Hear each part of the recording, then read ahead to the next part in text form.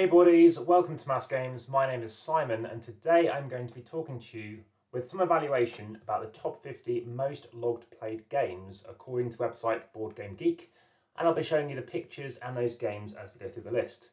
Now this will include facts such as the position in the list, as well as some interesting information such as where we've had a drop-off in players and various other measures, including maybe why a game has been influenced and maybe why it's on this list, maybe why it's dropped off the list, and maybe where I think it could be going in the future.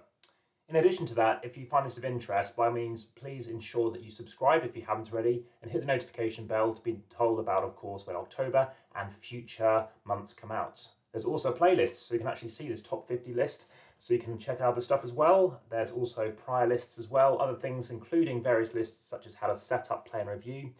And this channel now has the second most amount of videos about board games outside of America.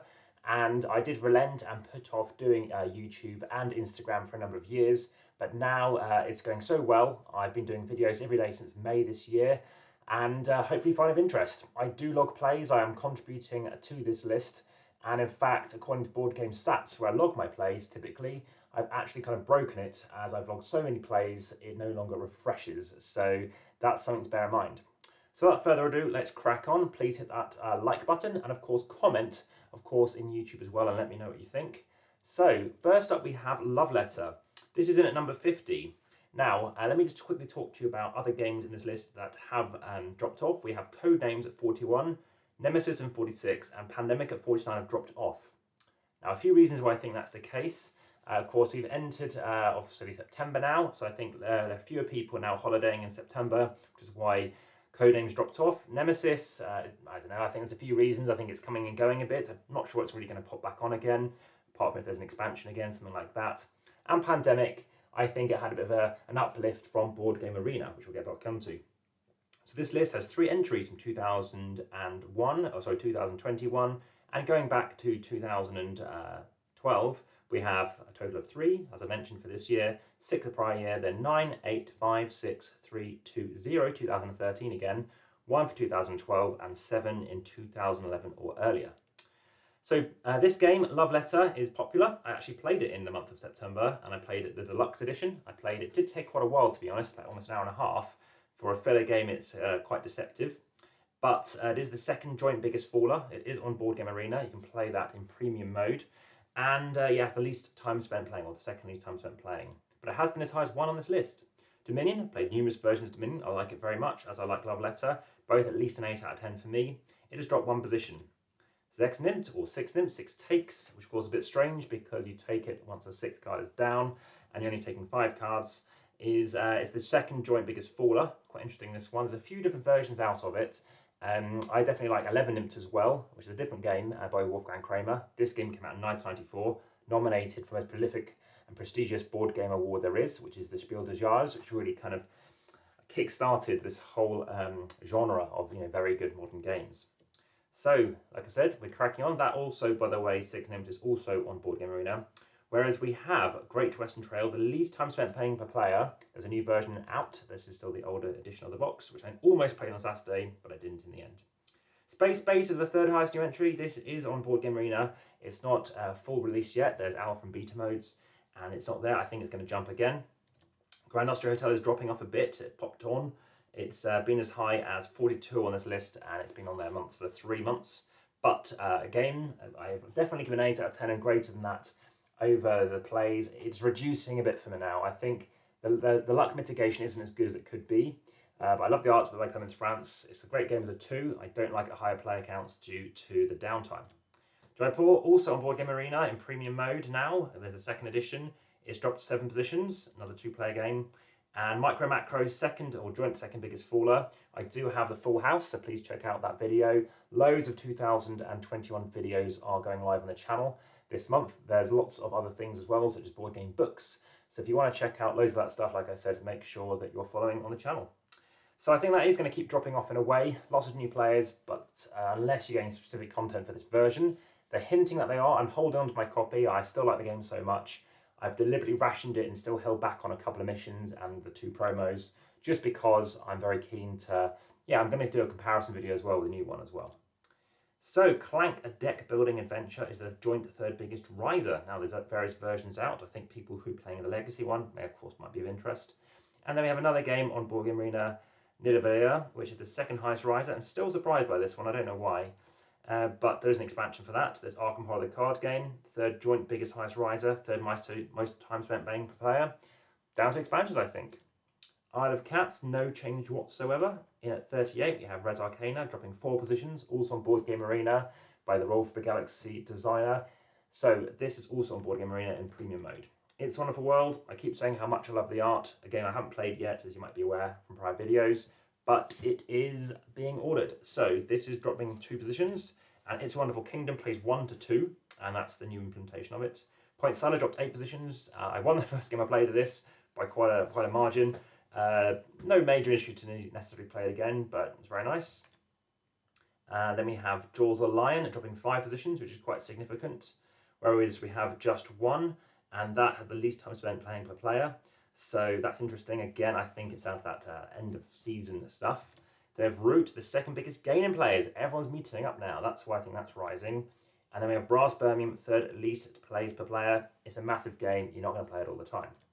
Gloomhaven, the second most time spent playing per player. Well, again, that makes sense. It's a campaign game. You're stuck in it. Once you're in it, you're going to keep playing. And Parks, another game ordering, is the biggest game in players. There's another expansion out for this. It's the highest riser, and it's the second least plays per player, though. So we have That's Pretty Clever. This is the first of the 3.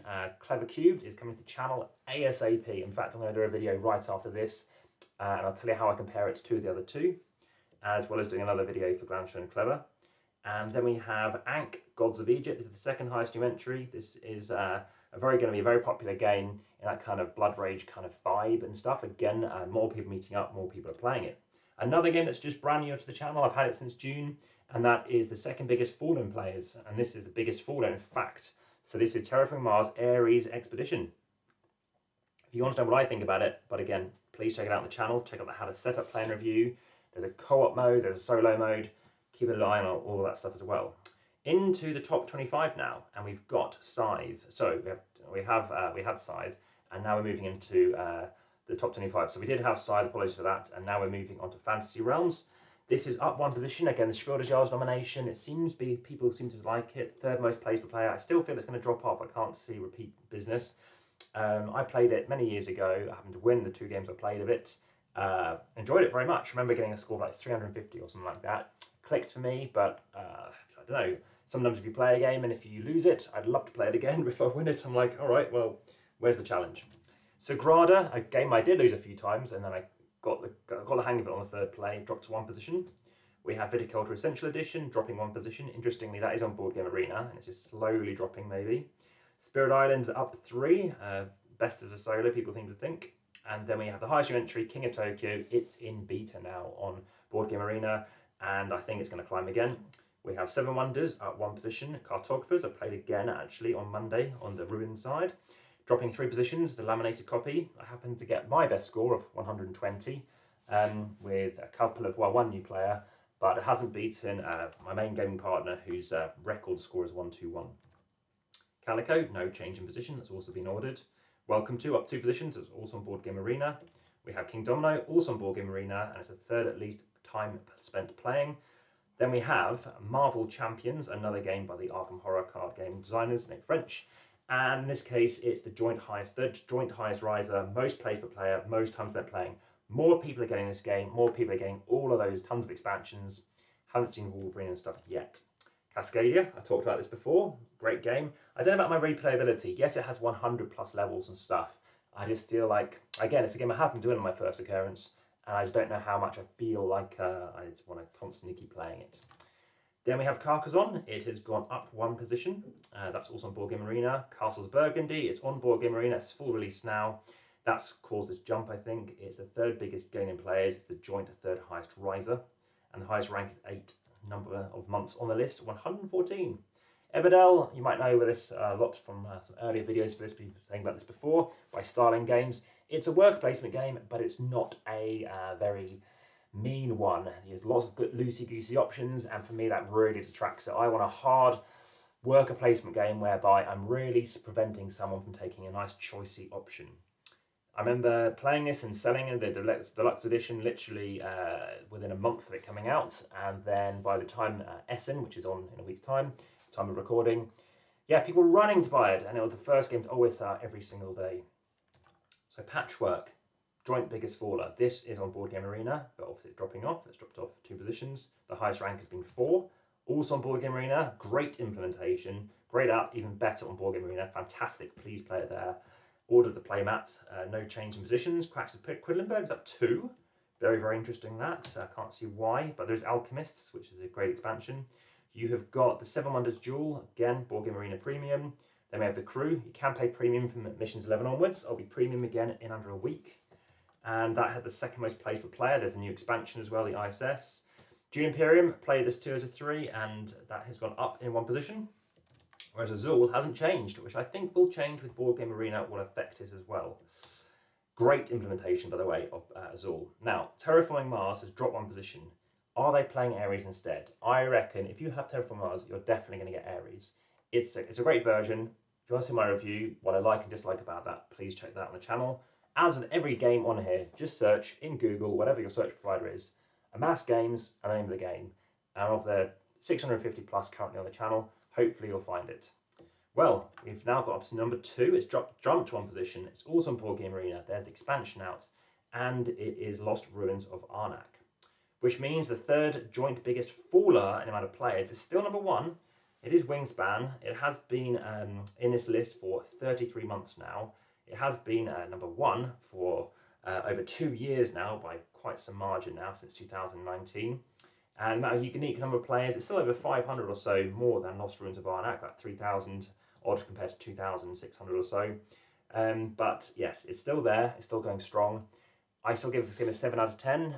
I like it, but I think it's a bit unbalanced with the amount of players sometimes, and also you can't always work towards certain goals. So that has been the top 50 most logged plays, according to everyone who logs plays, according to Board Game Arena and Board Game Geek, because I think people are logging their plays on Board Game Arena. A faux pas for many, but let me know what your thoughts are. Thanks very much, and of course, I'll speak to you again next month.